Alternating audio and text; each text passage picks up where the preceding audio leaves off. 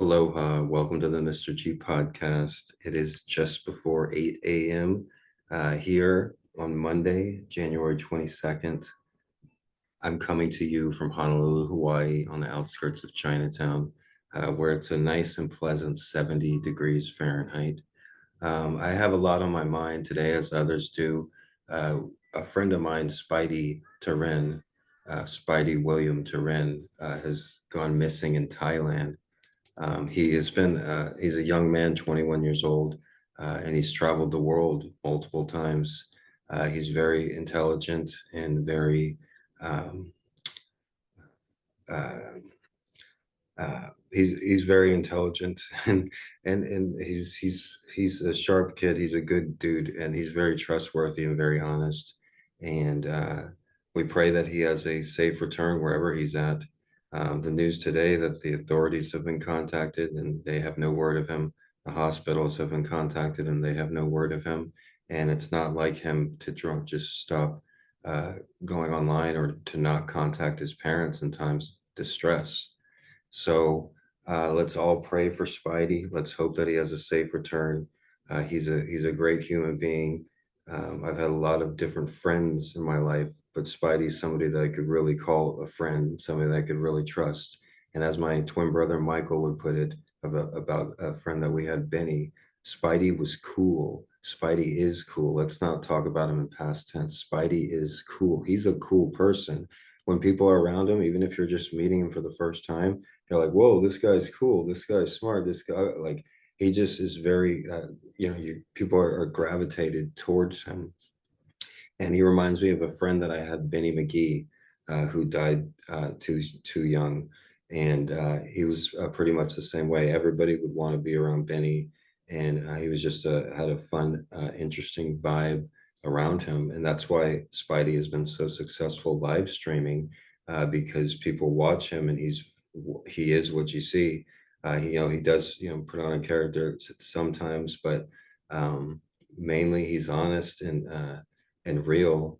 And that's another reason why I trusted him. And he never betrayed that trust either the whole time he lived with me. He was extremely one of the best guests. He would clean up, except the last 2 days when he started drinking. But the other 58 days, he would clean up after himself. He was respectful, to the cats and to myself. And he was a very good worker. He showed up every morning at 3, 4 a.m. And for somebody 21 years old, asking them to wake up at 4 a.m. every day, that's a big thing. So he would do that regardless of how tired he was. And so give him credit on that. I told him if he ever wants to do it again, instead of working every day at 4 a.m., he could just work 4 or 5 days a week. And he was like, no, I want to do it every day. And I was like, I don't want you to get burned out. So, as soon as you can get back here to Hawaii, 4 or 5 days a week is plenty. So hopefully, he'll come back and hopefully he's in a safe spot.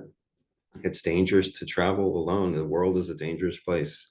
You never know how evil or malevolent somebody is, and you can't always just judge off of appearance or vibes. And when you're traveling alone, you don't have anybody to watch your stuff. You don't have anybody to watch your back.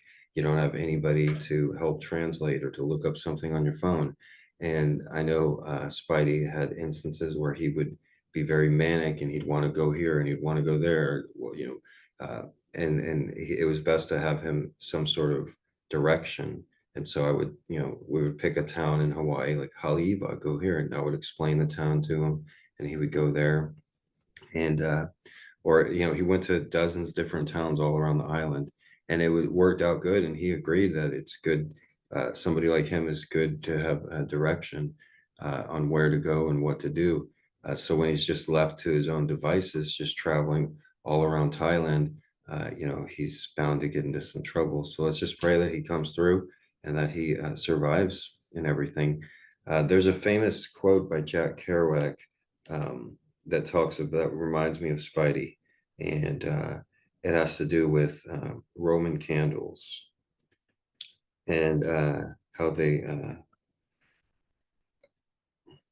are people are sometimes like Roman candles. The only people for me are the mad ones, the one who are mad, the Roman candles exploding like spiders across the sky. Jack Kerouac. The full quote is, the only people for me are the mad ones, the ones who are mad to live, mad to talk, mad to be saved, delirious of everything at the same time. The ones who never yawn or say a commonplace thing, but burn, burn, burn like fabulous yellow Roman candles. So that reminds me of Spidey Turin. And like I said, let's all pray that he's okay. Bob Dylan has a famous poem that I would read around when we were feeding the kitties, and it's called "Last Thoughts on Woody Guthrie." I performed it in many videos. I performed it at a poetry slam. When your head gets twisted and your mind grows numb, when you think you're too old, too young, too smart, or too dumb, when you're lagging behind or losing your place in a slow motion crawl of life's busy race, no matter what you're doing, if you start giving up, if the wine don't come to the top of your cup, if the wind's got you sideways with one hand holding on and the other starts slipping because the feeling is gone, and your train engine fire needs a new spark to catch it, and the wood's easy finding, but you're too lazy to fetch it, and your sidewalk starts curling, and the street gets too long, and you know you're walking backwards, though you know that it's wrong, and lonesome comes up as down goes the day, and tomorrow morning seems so far away, and you feel the reins of your pony are slipping, and your rope is a sliding because your hands are dripping, and your sun-decked desert and evergreen valleys turn to broken down slums and trash can alleys. And your sky cries water and your drain pipes are pouring, and the lights flashing and thunders are crashing, and the windows are rattling and breaking and the rooftops are shaking, and your whole world's a slamming and bagging, and your minutes of sun turn to hours of storm. And to yourself, you sometimes say, I never knew it was going to be this way. Why didn't they tell me the day I was born? And you start getting chills and you're jumping from sweat and you're looking for something that you ain't quite find yet. And you're knee deep in the dark water with your hands in the air, and the whole world's a watching with a window peak stare. And your good gal leaves and she's a long gone a flying, and your heart feels sick like fish when they're frying. And your jackhammer falls from your hand to your feet, and you need it badly, but it lays on the street. And your bell's banging loudly, but you can't hear its beat, and your eyes turn filthy from the side blinding dirt, and you think your ears might have been hurt, and you figured you failed in yesterday's rush when you were faked out and fooled while facing a four flush. And all the time you were holding three queens. It's making you mad. It's making you mean, like the middle of Life magazine bouncing around on a pinball machine. And there's something on your mind you want to be saying. There's someplace ought to be hearing. But it's trapped on your tongue and sealed in your head. And it bothers you badly when you're laying in bed. And no matter how hard you try, you just can't say it. And you're scared to your soul, you just might forget it.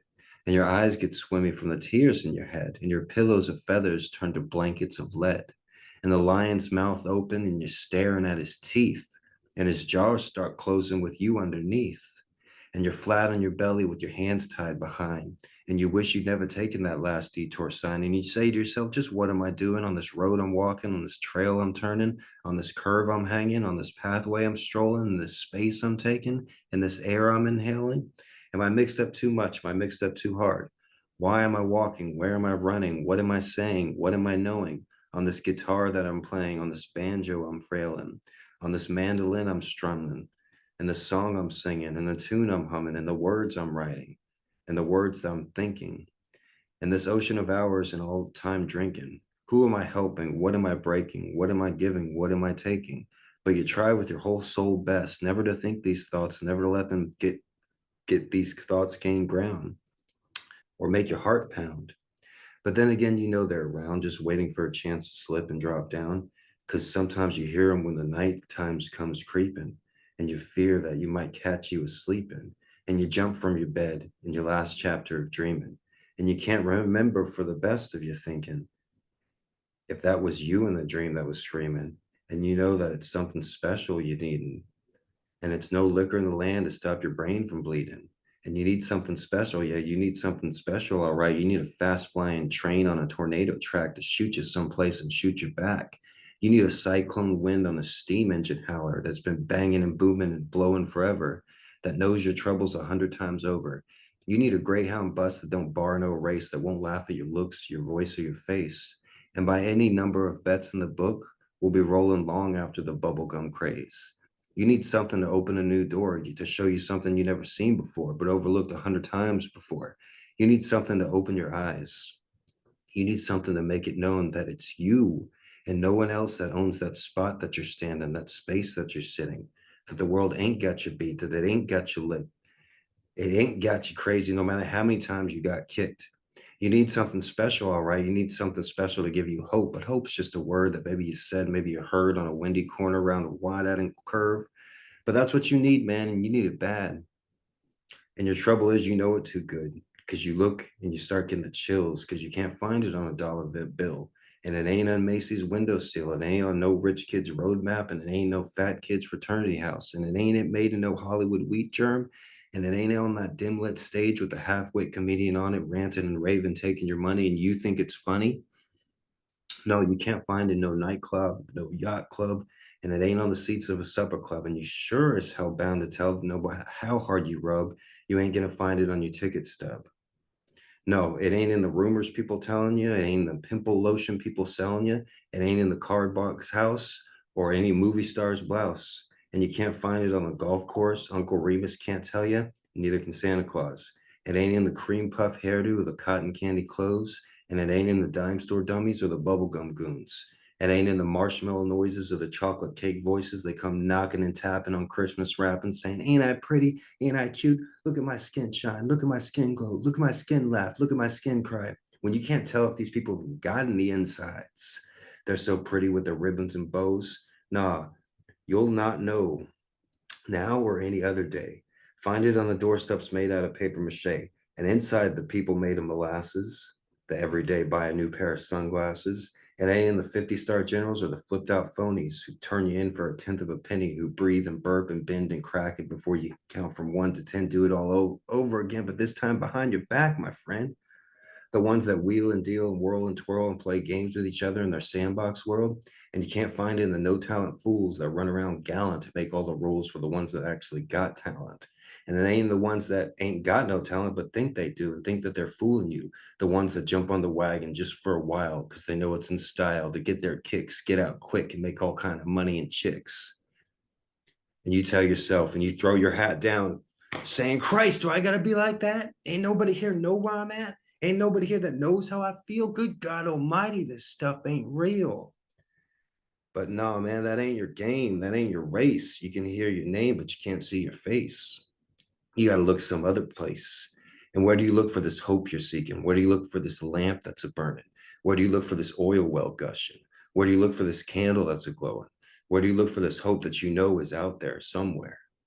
And your feet can only walk down two kinds of roads. Your eyes can only look through two kinds of windows. Your nose can only smell two kinds of hallways. You can touch and twist in two kinds of doorknobs. You can either go to the church of your choice or you can go to Brooklyn State Hospital. You'll find God in the church of your choice. You'll find Woody Guthrie in Brooklyn State Hospital. And though it's only my opinion, I may be right or wrong, you'll find them both in the Grand Canyon at sundown. That was a Bob Dylan poem for his friend Woody Guthrie. And it's a favorite poem of mine as well. Okay, let's all pray that Spidey has a safe return.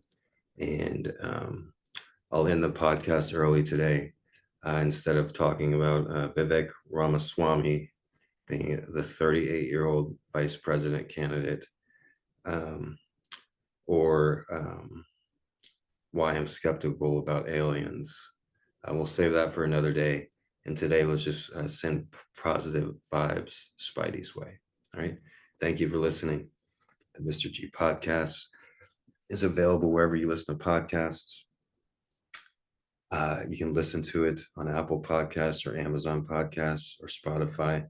And full episodes are uploaded in their entirety at twitter.com/Gregory Brandt and youtube.com/Gregory Brandt. Follow me on Twitter.